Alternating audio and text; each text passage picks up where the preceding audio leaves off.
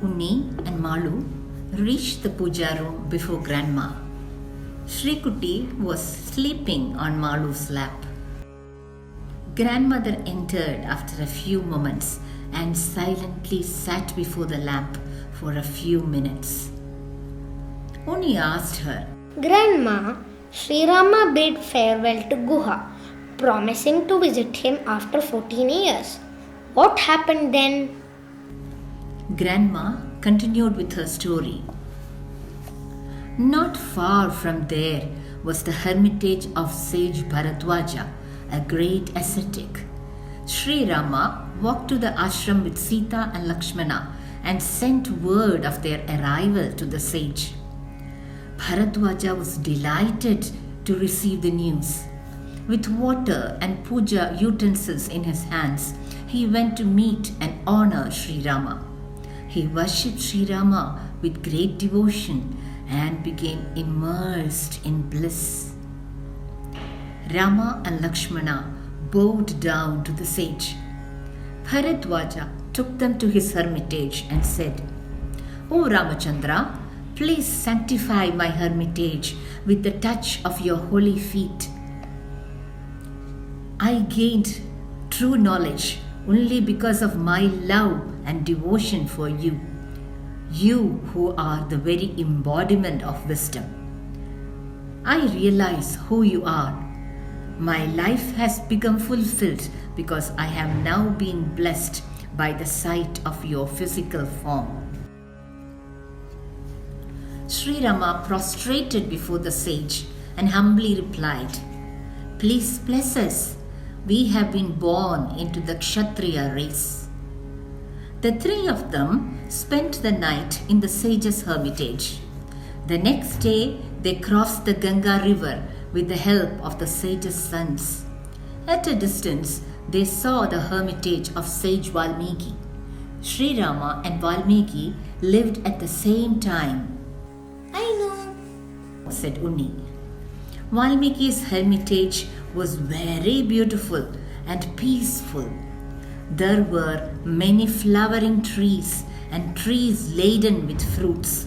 Many animals and birds made their home in that hermitage. Sri Rama, Sita and Lakshmana walked up to Valmiki and prostrated at his feet. On seeing Sri Rama, tears overflowed from the sage's eyes. He stood gazing at Rama, not daring to close his eyes. Who is this? Is it not Lord Vishnu himself, consort of Goddess Lakshmi? He is now standing before me as Sri Rama, with matted hair tied in a knot on top of his head, clothed in the bark of a tree, armed with bow and arrows, and blessing me with the sight of his divine form. Overwhelmed by these thoughts, the sage hugged Sri Rama with great love and tenderness and worshipped him ceremonially. He offered Sri Rama, Sita and Lakshmana ripe fruits and fresh vegetables. They partook of the food and felt greatly refreshed. Rama told Valmiki, In obedience to my father's command, I set out for the forest in the company of Sita and Lakshmana.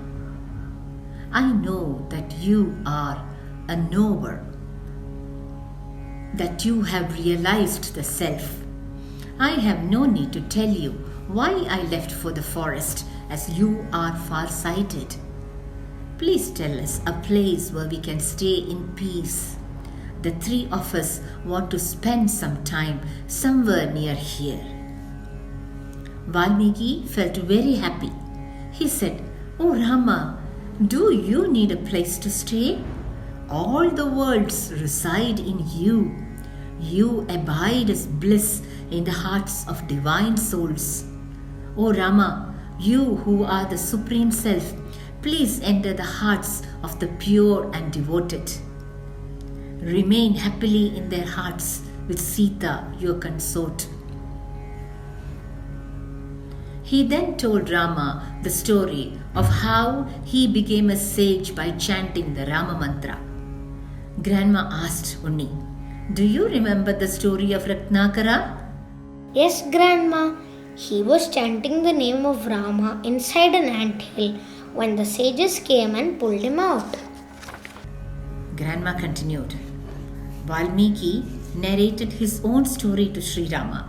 He said, "I became what I am today because of the glory and power of your name. I now have the great fortune of seeing your divine physical form, accompanied by Sita and Lakshmana. O Rama, I shall tell you of a place to stay. Build a beautiful ashram between the Chitrakuta mountain and the Ganga." So, the three of them built a beautiful ashram in the forest and lived there in peace and happiness. Amma says, we must gain devotion by constantly remembering God. The abode of God is a heart filled with devotion, trust, and faith. When God enters our heart, we will become blissful.